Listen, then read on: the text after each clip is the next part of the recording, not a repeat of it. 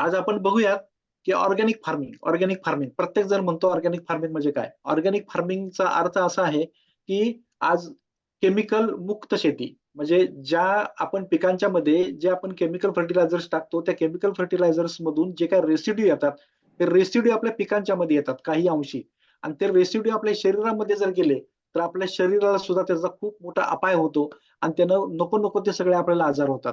अशा पद्धतीचं अन्न जे असतं त्या अन्नामध्ये एक प्रॉपर पद्धतीचा कस नाहीये.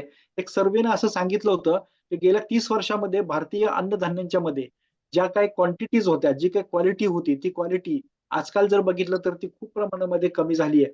20-30% ती क्वालिटी राहिली आहे. म्हणजे आज आपण म्हणतोय की आपल्या घरातलं खाल्लं पाहिजे, पण आपण घरातनं खात असताना सुद्धा त्या क्वालिटीचं सकस अन्न जर आपल्या पोटात नाही गेलं, तर मला असं वाटतं आपलं शरीर निरोगी त्यापासून नक्कीच राहू शकत नाही. तर ऑर्गॅनिक फार्मिंगची येणाऱ्या काळासाठी खूप मोठी गरज आहे, कारण ह्याचे जबरदस्त मोठ्या पद्धतीने बेनिफिट्स आहेत. आणि ते बेनिफिट्स जर बघायला गेलं तर आपल्या हेल्थवर आहेत. त्याच्यानंतर आपल्या मातीच्या आरोग्यावर आहेत. त्यानंतर जमिनीमध्ये असलेले काही सूक्ष्म जीव आहेत, की ज्याला आपण बायोडायव्हर्सिटी असं म्हणतो, की बायोडायव्हर्सिटी सुद्धा एक प्रॉपर पद्धतीनं, चांगल्या पद्धतीनं मेंटेन होण्यासाठी होतं. जमिनीची एक सस्टेनेबिलिटी आहे. म्हणजे पाणी धारण करून ठेवण्याची क्षमता असेल, कितीही क्रिटिकल वातावरणामध्ये तुमचं पीक चांगल्या पद्धतीनं उभं करण्याची जी जमिनीची एक ताकद असते, ही ताकद सुद्धा वाढवण्यासाठी आपण खूप चांगल्या पद्धतीनं आज अ, हे करू शकतो. त्यानंतर एन्व्हायर्नमेंट, आपलं जे वातावरण आहे, हे वातावरण सुद्धा आपण या सगळ्या गोष्टींच्या मध्ये खूप दूषित करतो.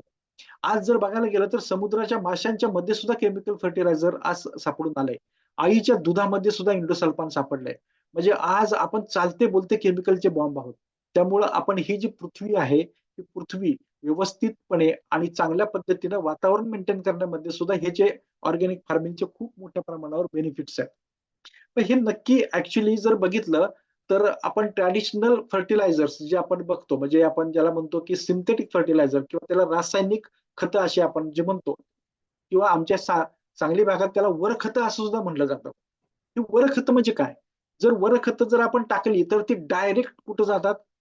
तुमच्या मुळावाटे फक्त आणि फक्त तुमचं पीक चांगलं करण्याकडे जातात.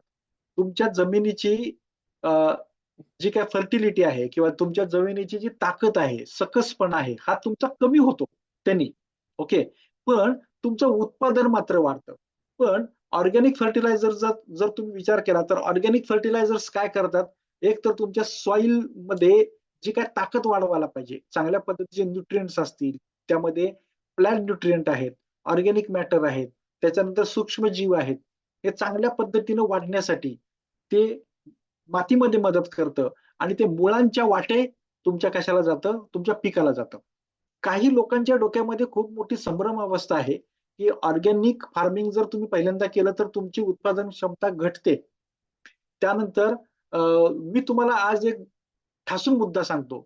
ऑर्गॅनिक जर तुम्ही प्रॉपर म्हणजे परंपरागत जे काही कृषी योजना आहेत, ह्या पद्धतीनं जर तुम्ही गेला, की जे शेणखतावर चालतं, बाकी सगळ्या गोष्टीवर चालतं, त्यांनी तुमचं उत्पादन घटू शकतं. कारण अचानकपणे जर एखाद्या व्यक्तीला दारू प्यायची जर सवय आहे आणि अचानक जर त्याची दारू बंद केली, तर त्याचं अंग थरथरतं. ओके.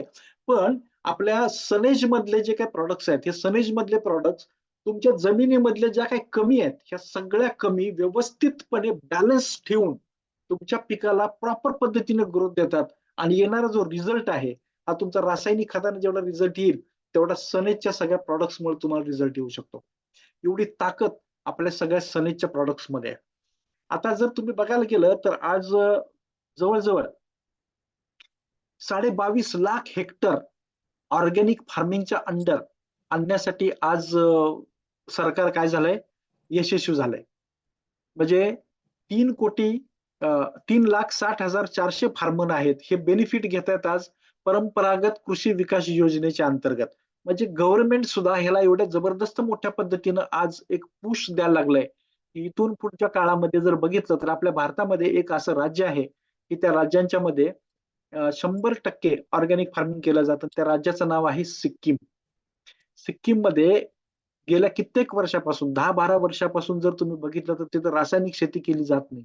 पहिले 2-3 वर्ष त्या सगळ्या लोकांचं मन वळवण्यासाठी त्या गव्हर्नमेंटला भरपूर त्रास पण झाला.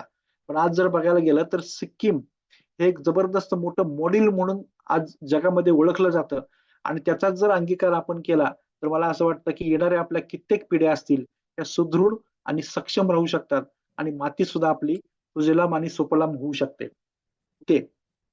मग हीच विजन मिशन घेऊन आज आज मार्केटमध्ये सनेज उतरले.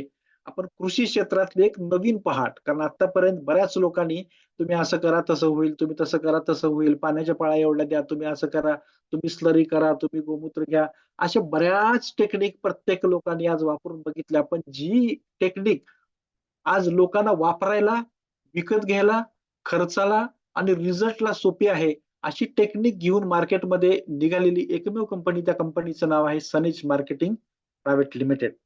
आज मला सांगायला खूप मोठा अभिमान वाटतो. त्या कंपनीकडे एक जबरदस्त मोठी व्हिजन मिशन आहे. ह्या कंपनीकडं एकच आज लोकांना कळतं, की लोकांना जाऊन प्रॉडक्ट विकायचे आहेत. पण ही एकमेव अशी कंपनी आहे, हे प्रॉडक्ट विकण्यासाठी कंपनी तयार झालेली नाहीये. तर लोकांच्या आयुष्यामध्ये हे प्रॉडक्ट वापरून आमूलाग्र बदल घडवून आणण्यासाठी, लाँग लाईफ समाजावर एक चांगल्या पद्धतीचा प्रभाव पाडण्यासाठी आज या कंपनीने एक व्हिजन मिशन, एक मोठं पाऊल उचललंय. तर आपल्याकडे जे सगळं टोटल जर बघितलं तुम्ही प्रॉडक्टचा एक बंच आहे. त्या प्रॉडक्टच्या बंचमधून आपल्याकडं सनेजमध्ये जो आपण ब्रँड केलाय, त्याला आपण म्हणतो त्या ब्रँडचं नेम आहे ऑर्गॅनिक एज. त्या ऑर्गॅनिक एज मध्ये 4 प्रकारचे आपण फर्टिलायझर्स देतो. त्यातलं एक आहे आपली सॉइल ट्रीटमेंट. आपलं सगळ्यात मोठं जे काम आहे, ते काम मातीवर आपण करतो. त्याच्यानंतर येतात पिकावरचं, त्याला प्लांट ग्रोथ रेग्युलेटर्स असं म्हणतात. त्याच्यानंतर तिसरी आपली कॅटेगरी आहे बायो फर्टिलायझर्स. म्हणजे जी सूक्ष्म जीवांची संख्या आपल्या मातीमध्ये कमी झालेली आहे, ती सूक्ष्म जीवांची संख्या आपण त्यांना वर्ण देऊन, म्हणजे मातीला किंवा पिकाच्या वाढीसाठी, उत्पादन चांगलं येण्यासाठी आणि त्याची प्रॉपर पद्धतीने ग्रोथ होण्यासाठी जे काही उपयुक्त असलेले जीवाणू असतील, ते जीवाणू सुद्धा आपण लाईव्ह स्वरूपामध्ये देतो. त्याला बायो फर्टिलायझर्स असं म्हणतात. त्यानंतर येतात ऑर्गॅनिक पेस्टिसाइड्स. पेस्टिसाइड्स म्हणजे काय? कीटकनाशकं. ओके. बुरशीनाशकं, कीटकनाशकं, अळीनाशकं सगळी त्यात येतात. अशा पद्धतीनं एक मार्केटमध्ये कंप्लीट क्रॉप सोल्युशन घेऊन आज आपण मार्केट